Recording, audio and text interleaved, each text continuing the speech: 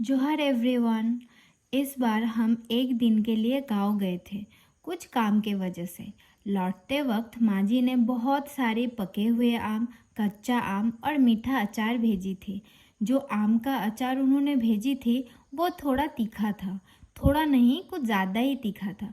वैसे मैं तो तीखा खाती हूँ क्योंकि मुझे तीखा खाना बहुत पसंद है, पर संजू को तीखा खाना बिल्कुल नहीं पसंद। थोड़ा रहता तो खा लेता, पर उसके हिसाब से ये अचार ज़्यादा तीखा हो गया है। तो मैंने इसीलिए डिसाइड किया, माँ जी ने जो कच्चा आम भेजी थी ना, उसी से संजू को दूसरा मीठा अचार बना के दूंगी। जैसे ही सोचा वैसे ही काम में लग गई। पहले मैं आम को अच्छे से रगड़ रगड़ के धो लिया। ये सारे आम संजू ने खुद पेड़ में चढ़कर तोड़े थे, तो ऊपर से गिरने के कारण एक आम थोड़ा डैमेज हो गया था। कुछ आम तो पक गए हैं, इन सबको बाद में खाएंगे। शादी के बाद हर साल सोचती थी कि आम का सीज़न में हर टाइप का अचार बनाऊंगे, पर कोई ना कोई कारण के वजह से बन ही नहीं पाता था। इस बार भी सेम चीज़ हुआ। मेरा एक आँख में इन्फेक्शन हो गया था, तो इस बार भी मैंने सोच लिया था कि पक्का नहीं बना पाऊंगी, क्योंकि कच्चा आम का सीजन ऑलमोस्ट खत्म हो चुका था। हर बार ना मुझसे नहीं हो पाता था, तो माँ जी ही बना के भेजती थी। अब हम मसाले बना लेंगे। एक पैन पे साबुत धनिया, साबुत जीरा, सौंफ, कुछ तेज पत्ता और थोड़ा सूखा मिर्ची को ड्राई रोस्ट कर लेना है। जब अच्छे से रोस्ट हो जाएगा तब बहुत ही ज्यादा सुगंध निकलने लगेगा। इस खुशबू से मेरा पूरा घर महकने लगा है। इस मसाला से अचार का टेस्ट जबरदस्त हो जाता है। इस मसाले से ना हर टाइप का अचार बना सकते हैं। मसाला रोस्ट होने के बाद उसको फैन के नीचे ठंडा होने के लिए रख देंगे। अभी मैं आम को काटने बैठ गई हूँ। मेरा आँखों का इन्फ्लेमेशन अभी भी ख़त्म नहीं हुआ है। आँख थोड़ा अभी भी सूजा हुआ है, इसी वजह से मुझे थोड़ा धुंधला धुंधला सा दिखाई दे रहा है और दर्द भी है। संजू इसीलिए बार बार मना कर रहा था कि इतना मेहनत मत करो, रेस्ट लो। पर मैं जब कुछ ठान लेती हूँ तब मैं किसी की नहीं सुनती हूँ। मुझे बहुत बुरा लग रहा था क्योंकि जिस दिन हम अचार लाए, संजू बहुत एक्साइटेड था क्योंकि उसको ये मीठा आम गुड़ बहुत पसंद है। पर जब उसने खाया उसका मन खराब हो गया था क्योंकि तीखापन इतना ज़्यादा था, वो नहीं खा पा रहा था। इसीलिए मैं अचार बनाने लग गई हूँ। संजू भी बना सकता था, पर उसका बहुत ज़्यादा ड्यूटी के प्रेशर के वजह से टाइम ही नहीं मिला उसको। अगर उसका टाइम मिलने का और ज़्यादा वेट करते तो सारे आम ही पक जाते। और हमारे इधर कुछ दिनों से बहुत बारिश हो रहा है, तो इलेक्ट्रिक का बहुत दिक्कत चल रहा है। और आज भी इसी टाइम इलेक्ट्रिक चला गया। फिर थोड़ा जुगाड़ किया, फ़ोन के फ्लश और एक टॉर्च था, तो दोनों को जलाकर काम में लग गई फिर से। आपको पता है मैं इतना क्यों हंस रही हूँ? मेरा भाई को देखिए, मेरा लाइट ब्लॉक ना हो जाए इसीलिए ऊपर चढ़ के खाना गर्म कर रहा है। सारे आम को पहले छील लिया, उसके बाद फिर से धो लिया। ये आम कच्चा में भी बहुत मीठा है, देख के ही मुंह में पानी आ रहा है। धोने के बाद थोड़ा सूखने रख दिया है। फिर मैं और भाई जो जो आम पक गए थे उनको खाने लगे। पीकू को भी दिया थोड़ा। मेरा वाला आम बहुत ही मीठा था और भाई का कम मीठा, तो वो फिर से दूसरा आम लेके खाने लगा। इस दौरान लाइट आ जा रही थी, देख पा रहे हो आप लोग, और थोड़ा वोल्टेज की भी दिक्कत हो रही थी। करंट आने के बाद फिर मैंने आम काटना स्टार्ट कर दिया। इस आम का ना एक बहुत ही मीठा स्मेल है। नाम तो नहीं पता, पर खाने में बहुत ही यमी है। मैं तो काटते काटते थोड़ा बहुत खा भी लिया था। पीकू भी आके बहुत देर से वेट कर रहा था, तो उसे भी थोड़ा दिया। उसे भी अच्छा लगा, उसको एकदम एंड में दिया। वो बहुत अच्छा बच्चा है, शांति से वेट करता है।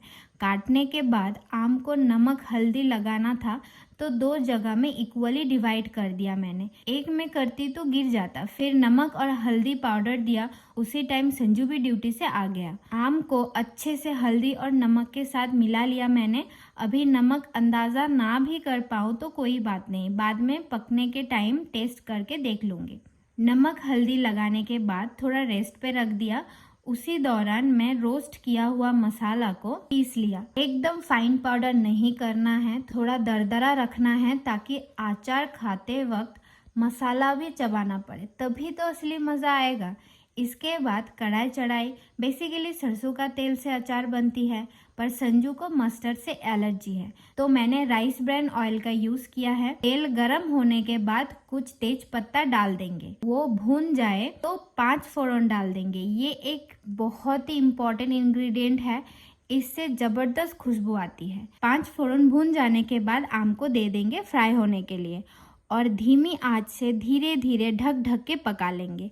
अरे फिर से कारण भाग गया, तो मैं और मिमी बैठ गए कुछ खाने। और देखो, जब करंट चली जाती है ना, तो हम ऐसे जुगाड़ करते हैं।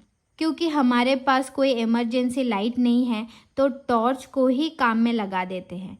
जैसे ही देखा आम 70% कुक हो गया है, मैंने गुड़ दे दिया, पर मेरा भाई बहुत ही कम गुड़ लाया था। देख के ही पता लग गया कि इस गुड़ से तो नहीं होगा। गुड़ देने के बाद रेडी किया हुआ मसाला दे दिया मैंने। देखिए, गुड़ जो है वो पूरी तरह से मेल्ट हो चुका है। इसके बाद मैंने सोचा कोई बात नहीं, चीनी मिला लेती हूँ, पर दुख की बात है चीनी भी ज़्यादा नहीं थी। फिर चीनी देके पकने के लिए छोड़ दिया। उसी दौरान हम लोग डिनर कर लिया। डिनर में सिर्फ माड़ भात, जिसको हम मंडी दाका बोलते हैं, वो था और साथ में आलू भाजी था। गर्मी में ये सब ही अच्छा लगता है, हल्का होता है ना। रिच खाने से तबीयत खराब हो जाती है। दिन में जितना भी रिच खा ले, रात को हल्का ही खाते हैं। रात में हम बहुत रेयर मसालेदार खाना खाते हैं। हमारा डिनर कंप्लीट और आम भी पक चुका है, पर जो बनाना चाहते थे वो नहीं बना है। उसके लिए और भी गुड़ चाहिए, तो मैंने इसको ठंडा करके फ्रिज में रख दिया। नेक्स्ट डे दिन को टाइम नहीं मिला, तो रात को अचार को पकाने लगी। गैस पे आम को बिठा दिया है। फिर गर्म होने के बाद मैंने फिर से गुड़ डाल दिया। गुड़ के मेल्ट होने के बाद कुछ मिर्च भी डाली थी। फिर उसको बॉयल होने के लिए छोड़ दिया। इसको तब तक पकाना है जब तक सारा पानी सूख ना जाए। और इधर आम भी पूरी तरह से पक चुका है। सब मसाला ठीक है कि नहीं वो चेक करने के लिए संजू को टेस्ट करवाई। उसको बहुत अच्छा लगा और तीखा भी नहीं था, बस हल्का सा लग रहा था टेस्ट। इसके बाद मैंने ठंडा होने के लिए छोड़ दिया। अचार बनाने वक्त बहुत साफ सफाई जरूरी है। मैंने हर एक काम के बाद अच्छे से हाथ को साफ कर ली थी, क्योंकि अचार जो है सावधानी से नहीं हैंडल करोगे तो ख़राब हो जाता है जल्दी। ठंडा होने के बाद अचार को मैंने एक साफ ग्लास के जार में रख दिया, तो हमारे आम गुड़ बनके तैयार हो गया है। आपने कभी ये अचार बनाया या फिर खाया है? कमेंट पे बताना मत भूलना। ओके, मेरा व्लॉग देखने के लिए बहुत बहुत शुक्रिया। फिर मिलते हैं अगले ब्लॉग पे। Okay bye. अपना और अपना फैमिली का अच्छे से ध्यान रखिएगा।